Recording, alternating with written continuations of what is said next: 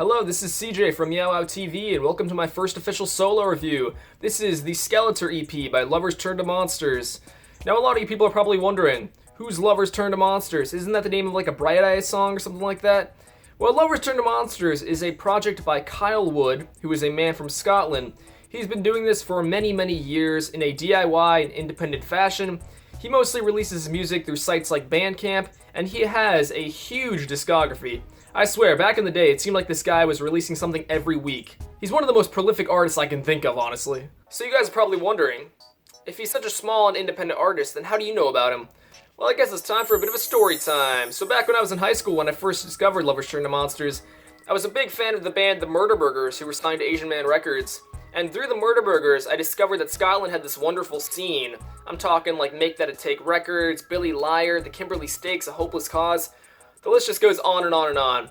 So one day I was on social media and I see a post by this guy named Kyle from Lovers Turn to Monsters, and he was asking bands to cover songs by him. And I think in one of the posts it said that he was waiting on a submission from the Murderburgers or something like that, and that the Murderburgers were going to be on this compilation. So I thought to myself, it would be so cool if I could be on a compilation with the Murderburgers, because I made music too at the time. And I was like, I'm going to do whatever it takes to be on this compilation. I was so excited that I was going to be on a compilation with the Murderburgers if my song got picked.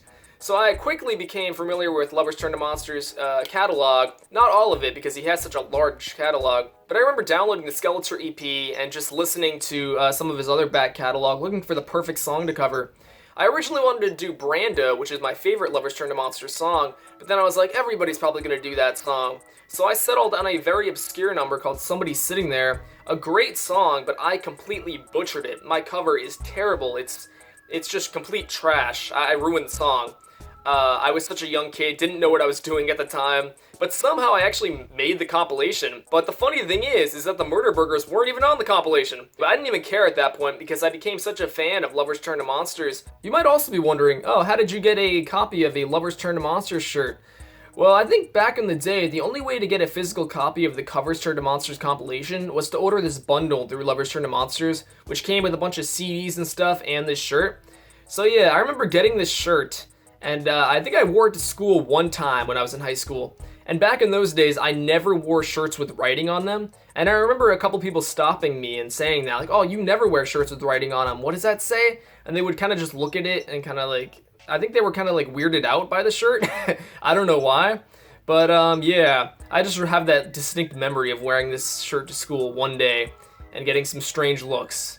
But I think it's kind of cool that like this random kid from Florida is wearing a Lovers Turn to Monsters shirt, a very, very independent artist from Scotland.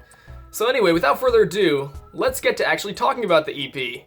So yes, this one was released back in 2013 through Common Records. It was originally pressed on CD, then it later got reprinted on CD with some bonus tracks, and then in 2018, a 7-inch vinyl record actually got made of this EP, which is really cool because it's really deserving of being on vinyl because it's such a classic EP, as I keep saying. This release is only 3 songs long, but the 3 songs are just these perfectly written singer-songwriter type songs. To describe this album musically, let's actually go to the Bandcamp tags and see how Kyle describes it himself. The tags are acoustic, anti-folk, folk, pop, emo, lo-fi, losercore, and pop. And I'd say that's pretty much accurate.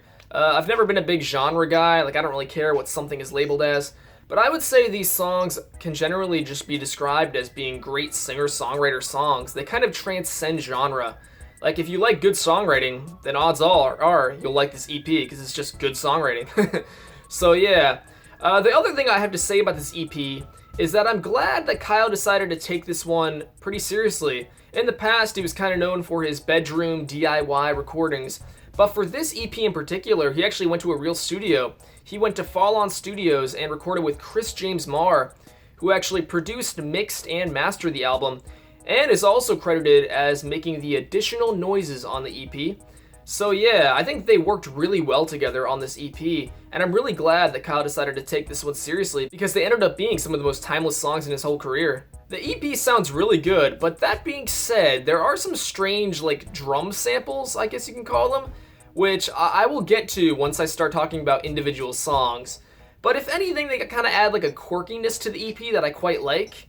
but there's definitely some strange ones, which, as I just said, we'll get to. But before we get into that, let's just take a look at this artwork real quick. I actually never noticed how cool the artwork is to this EP. I like how in the background it's like a real photograph, and you have kind of these marker drawings in the center. Yeah, very cool indeed, very creative. I really like it. I think it fits the music really well. Anyway, enough jibber jabber, let's talk about the songs. So, this EP starts off with the song Big Fish, which, is it related to the movie in any sense? Honestly, I don't know. I've actually never seen Big Fish. But anyway, this is a song about Kyle's father, and it's a very, very sweet song. Lyrically, in my opinion, it's perfection. The song starts off with a old home video sample, which is something that I actually forgot about. Not to throw myself into this conversation again, but on my latest record, I also sampled some old home videos in a song. And I remember when I was doing it, I thought I was being so creative. And listening back to this EP today, I was like, I completely forgot that Lovers Turn to Monsters did this way before. And I'm sure countless other artists have done it as well. But yeah, I love that opening little sample. This song is essentially an acoustic number, again, about Kyle's father. A very, very sweet song. It has possibly the greatest opening line of all time. It is, "There is a McDonald's now where my father died, and in a movie that might symbolize something, but in reality, people just love shitty food." I just love that, because it's like kind of somber, yet funny at the same time. And I always really like the storytelling in this song. You know, how like when his father died, he was wearing headphones, so somebody was singing him a tune. And I like how Kyle kind of does the mms to kind of show that off. That's one thing that we haven't really talked about yet. Kyle's voice is very interesting. I always really liked his voice. He kind of has like a bit of like a lispy kind of slacker voice. Well, I wouldn't really call it slacker, but he has a really nice voice, and I always really liked it. It might be a bit of an acquired taste for some, but I personally just love it. And yeah, and he just pulls off songs like this so well. And he's just such a great songwriter, especially on this track. But I will admit, the first time I heard this song, back when I was in high school, I was kind of thrown off by it a little bit. I thought there were some strange sounds going on, and I thought it sounded like it was kind of on the brink of self-destruction. Like it was like so close to falling apart, yet it never really did. Something was kind of odd to me about it back then. And nowadays, I can tell the things that are odd about it now, but I like those little things. First of all, you kind of have this slide guitar that's a little too loud, and you can tell that it's kind of trying desperately to stay in tune, which honestly I can relate to, and I actually really like that it's kind of like that. And then on top of that, you have this very, very deep, almost like all sub-bass kind of kick drum, which is kind of keeping the beat. And there's some like kind of like time switches in this song where it kind of stops and starts, and that kick also kind of stops and starts, because it kind of dictates the rhythm of the song. That can also be a bit distracting in this song. And then on top of that, in the middle of the song, you kind of get this very, very strange, I guess you can call it like a snare sample, that sounds like somebody throwing mud in an old video game. That's kind of how I would describe it. It's a very strange, like, snare sound, I guess you can call it. I don't know who picked that and who thought that was a good idea, or who thought that sounded good, but it's just like one of the like strangest things I've ever heard. It's such a quirky sound that it almost sounds so bad that it's cool, and I've always liked it, because it's just such a strange sound. Like, who would pick that? That being said, those things are very strange about the song. Luckily, the rest of the EP, there's nothing strange going on, but for this song, there's a bunch of weird, kind of little quirky things that, in my opinion, kind of add to the experience as the years go on for me. Although I can imagine somebody listening to this EP for the first time and kind of being thrown off by the first song and those things that I just mentioned. But trust me, stick around, because this EP is very rewarding. So what else do I have to say about Big Fish? I really love this song. I think it's a very sweet song. I like Kyle's like finger-picking acoustic style. His voice is great. And I love the ending line, how he was thankful that he was born with his father's eyes. I think that's such a great way to end this song. So anyway, without further ado, let's go to track 2 on the EP, which is Brando, my personal favorite Lovers Turn to Monsters song, and one of my favorite songs of all time. I swear, I love this song. Ever since I first heard it, I always come back to it every couple months. I just love, love, love this song. It's just one of those perfect songs that exists in the world. And everything about it, I just love. I can't say enough good things about it. The song has total, like, hopeless romantic kind of vibes to it that I always really related to as a kid, and still relate to this day. I just love the lyrics in this song. Some of the imagery he uses in this song, especially during the chorus, electric shock in an art museum on the riverside in Paris. You know, just that imagery. It just kind of reminds you of like wanting to fall in love in Paris, you know, in this art museum on the riverside.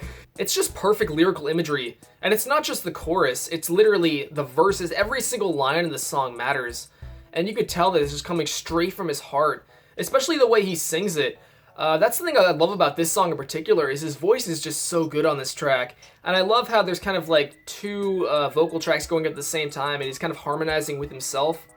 I really like that. And he harmonizes so well with himself. I just love the harmonies in this song. There's another line in the song that I just love so much. And I know there's people who act like assholes and just sleep with whoever they please, but me, I would travel the world for my oh my sweet. I just love that. I feel that. And the ending refrain in the song is, you know, one of my favorite moments in music ever. I'll never be your Marlon Brando. I'll never be your Cary Grant. I try to imagine life without you, but I can't. Pure poetry, people. I remember when I first heard the song in high school, I had no idea who Marlon Brando or Cary Grant were. I guess I didn't watch many movies back in those days. I wasn't a big movie fan when I was in high school. That would come later.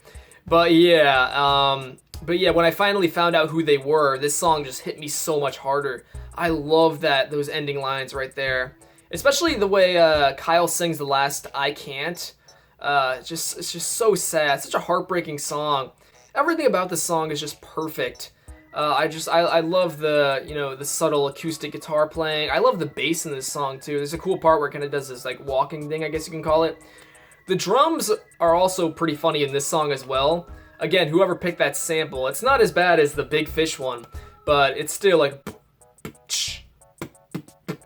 kind of a funny sound. But I love it on this song. I think it's perfect. I wouldn't change anything about it. I can't say enough good things about this song. Every line just hits so hard. Kyle is so good. One of my favorite songs of all time. Can't say enough good things about it. Alright, I guess we're on to the final and last track, which is Skeletor. Arguably the most popular song on the EP, and for good reason. It is literally amazing. Once again, Kyle's acoustic guitar playing is great. His vocals are amazing. His lyrics are perfection. It's just one of those perfect songs. Once again, I cannot stress that enough. This song starts off with such a haunting vibe, especially those opening lines. I think it's time you stopped staring in her eyes and told her what your heart was thinking. Just the way he sings those lines is just so haunting. And especially the chorus, just lyrically, it's just perfect.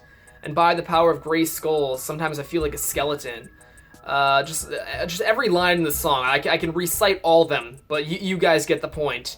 Especially that line that ends the chorus, where it's like, maybe you would see you were beautiful if I told you that I loved you. If anybody else was singing this song, I probably wouldn't like it as much, but something about Kyle's voice and just Kyle's writing, it just makes it perfect. I love this song to death. It is literally so perfect, so haunting, so beautiful. But how about that last verse though?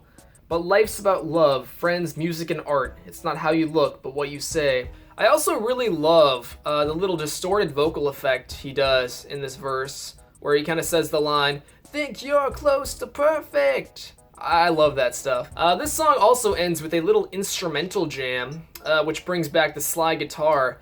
A very, very cool way to end the song. The other thing I kind of want to point out about this song is I really like the little bells during the chorus. I think that was a really nice touch. It really adds something to the song. Again, one of those perfect haunting songs, a perfect way to end this perfect EP, really. 3 amazing songs that showcase brilliant songwriting, in my opinion. Honestly, I would give this EP a perfect 5 out of 5 review rating, which might shock some people, but honestly, I always come back to this EP, and I always love it just as much as I did back, when I was in high school. I think the songwriting is just that good, and everything about it I just really love. So yeah, this one gets a CJ seal of approval for sure. 2 thumbs up, you know what I'm saying? Now, to properly wrap up my review, I actually want to leave you guys with another person's review. This is Neil Wilson of the Scottish Fiction's review of this EP, and he says, "Lovers Turn to Monsters will never be headlining massive festivals or releasing #1 albums or selling out arenas across the world. Sorry, Kyle, but the honesty, craftsmanship, and integrity with which he makes music is what will, in 10 to 20 years' time from now, make me a big glad to have been a part of. Skeletor is as good a love song as you'll find, and speaks volumes to this failed romantic." I just love that because it's just so true. This is just one of those great DIY independent releases that some people actually might not be able to understand because it's so a part of that world. But, everything about it I absolutely love. I've always loved Lovers Turn to Monsters because to me he was always kind of like the underdog in the scene. It's like I feel like he never really quite got the attention he deserved. A great songwriter indeed. Anyway, one of my favorite EPs, especially back when I was in high school, still love it to this day, the Skeletor EP, a true classic in my opinion. If you guys want me to review some more Lovers Turn to Monsters releases, then let me know which ones, and I might be able to do it. Anyway, this has been CJ, signing out. See you guys.